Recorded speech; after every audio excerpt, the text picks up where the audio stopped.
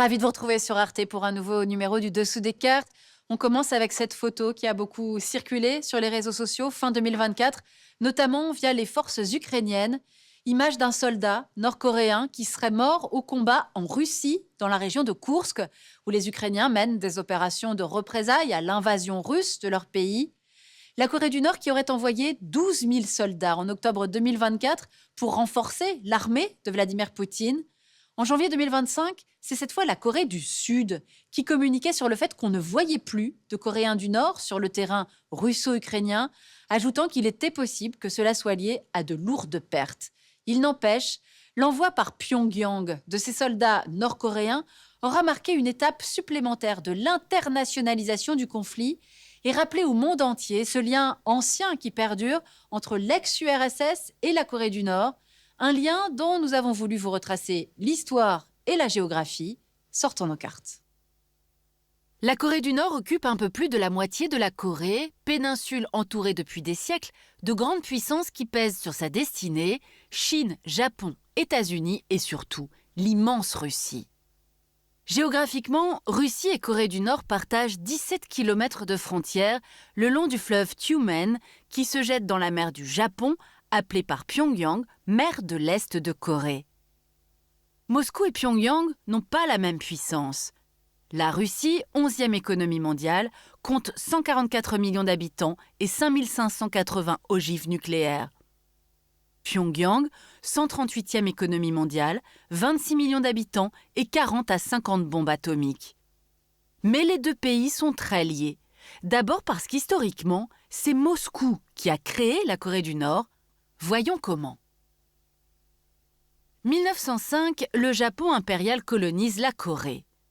Dans les années 1930, des résistants coréens combattent au nord de la péninsule et en Mandchourie l'armée japonaise. 1940, un de leurs chefs, le communiste Kim Il-sung, se réfugie à Khabarovsk, en URSS. Il y devient major de l'armée rouge. Son fils Kim Jong-il naît en 1942 à Viatskoye. 8 août 1945, conformément aux accords de Yalta, l'URSS attaque le Japon et occupe le nord de la Corée jusqu'au 38e parallèle. Les États-Unis s'installent au sud de la péninsule et au Japon. Moscou voit sa zone d'occupation comme un futur État satellite et Kim Il-sung, rentré dans leur bagage, a été choisi pour le diriger. Ainsi, le 9 septembre 1948, Kim proclame la République populaire démocratique de Corée, aussitôt reconnue par Staline. L'inspiration soviétique est flagrante. Drapeau, symbole, économie planifiée, culte de la personnalité, guerre aux religions, purge des oppositions. Sauf que Kim Il-sung a son propre agenda. Le 25 juin 1950, il convainc Staline et Mao de le laisser envahir la Corée du Sud afin de réunifier la péninsule. Moscou arme alors les troupes nord-coréennes et chinoises et envoie ses avions. Washington, l'ONU et 20 autres États défendent la Corée du Sud. Les combats prennent fin de fait avec l'armistice de 1953, une zone démilitarisée divisant hermétiquement la péninsule jusqu'à aujourd'hui. Dans un premier temps, la Corée du Nord se reconstruit et s'industrialise rapidement, grâce à l'aide de Moscou et des pays de l'Est. Mais survient la rupture entre la Chine et l'URSS. Elle fournit l'occasion à Kim Il-sung, très nationaliste, de se défaire de la tutelle soviétique. Il expulse les conseillers politiques et militaires russes au nom de sa théorie du Juche, qui signifie autosuffisance, et refuse d'adhérer au Comecon, le marché commun dominé par l'URSS. Mais dans les faits, les liens Pyongyang-Moscou ne sont pas réduits à néant. Ainsi, 50% des échanges nord-coréens se font avec Moscou et les deux États signent un traité d'amitié et de défense. Le régime de Pyongyang soutient aussi militairement le bloc socialiste, envoyant des avions aider le Vietnam du Nord contre les États-Unis, puis l'Égypte pendant la guerre du Kippour. Au-delà, Pyongyang joue de la rivalité entre Pékin et Moscou, se faisant aider par les deux. Mais déjà, l'heure du déclassement approche. 1979, le dirigeant chinois Deng Xiaoping exige que la Corée du Nord contribue financièrement en contrepartie de l'aide chinoise. Côté russe, Mikhaïl Gorbatchev, le dernier leader soviétique, veut mettre fin à la guerre froide. Résultat, Moscou lâche la Corée du Nord et se tourne vers la rivale du Sud en plein boom, participant même aux Jeux olympiques de Séoul. La chute de l'URSS en 1991 entraîne l'effondrement de la coopération Pyongyang-Moscou sous Boris Eltsine, premier président de la Russie indépendante. Entre 1994 et 1998, la Corée du Nord est en situation de faillite. Son PIB est divisé par 2 et la famine tue au moins 800 000 Nord-Coréens. Il faut attendre l'arrivée au pouvoir en Russie d'un certain Vladimir Poutine pour que reprenne la relation Pyongyang-Moscou. Mais cela s'est fait, vous allez voir, en plusieurs étapes. En 2000, Vladimir Poutine rencontre Kim Jong-il, qui a succédé à son père en 1994. Il est le premier chef d'État russe à visiter Pyongyang. En retour, Kim Jong-il se rend 2 fois en Russie en train blindé. Mais au début, cette reprise de lien est timide. 97% des échanges nord-coréens se font encore avec la Chine. Pyongyang est devenu un paria international. Notamment parce qu'après le 11 septembre 2001, George W. Bush a inclus la Corée du Nord avec l'Iran et l'Irak dans son axe du mal. Craignant une invasion américaine, Kim Jong-il quitte alors le traité de non-prolifération et accélère tous azimuts son programme nucléaire. Ces technologies, importées du Pakistan, sont développées à Yongbyon, site nucléaire construit dès les années 1960 avec l'aide de l'URSS. Inquiet de toute prolifération, Moscou commence par soutenir les efforts de l'ONU pour dénucléariser la Corée du Nord, en participant aux pourparlers à 6 à Pékin et en votant de nombreuses sanctions. Sans succès, entre 2006 et 2017, Pyongyang effectue 6 tests nucléaires, déclarant sa dissuasion non négociable. Mais après ces attaques contre la Tchétchénie et la Géorgie, Poutine est sanctionné par l'Occident. Résultat, il se rapproche de la Corée du Nord. 2 projets, un gazoduc et un chemin de fer vers Séoul, échouent.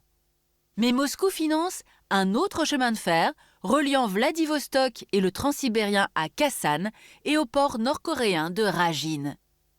En parallèle, des dizaines de milliers de Nord-Coréens sont envoyés travailler dans les forêts, mines et usines russes d'Extrême-Orient.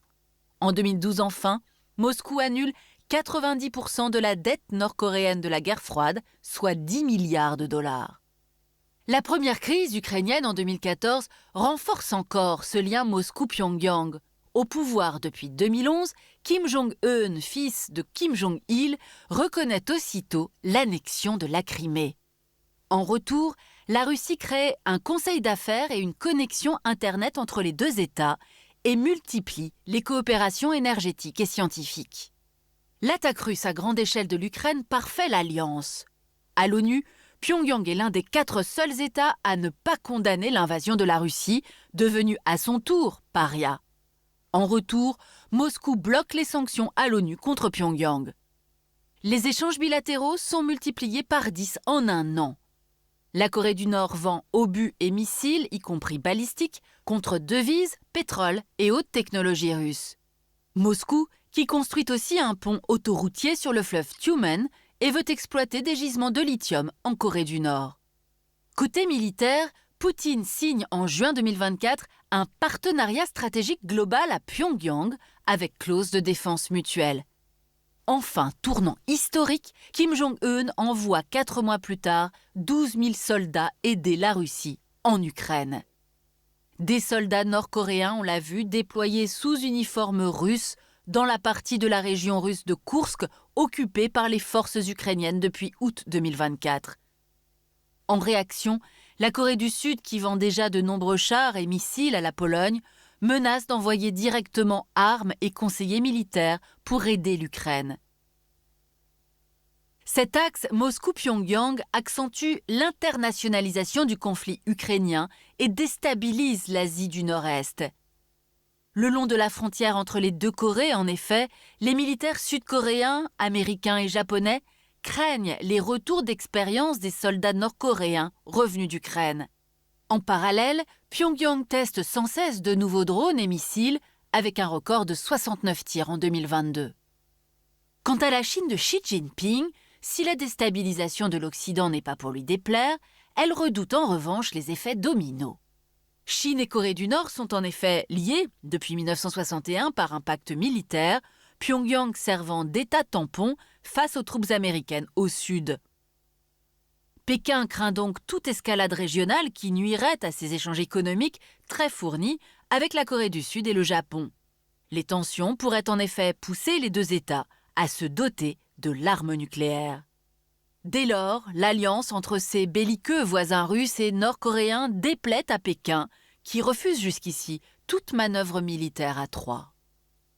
Et pour finir, il est un autre acteur important à mentionner, Donald Trump, qui, souvenez-vous, en juin 2019, avait été le premier dirigeant américain à pouvoir fouler le sol de la fameuse DMZ, la zone démilitarisée qui sépare la Corée du Nord de sa rivale du Sud, rencontre largement médiatisée et valorisée par Trump, qui n'avait pourtant rien changé à la menace nucléaire que Pyongyang fait peser sur la région, à voir ce que deviendra dans les semaines à venir la relation improbable entre ces deux-là. Pour aller plus loin, cet ouvrage de Pierre Andrieux aux Presses universitaires de France, Géopolitique des relations russo-chinoises.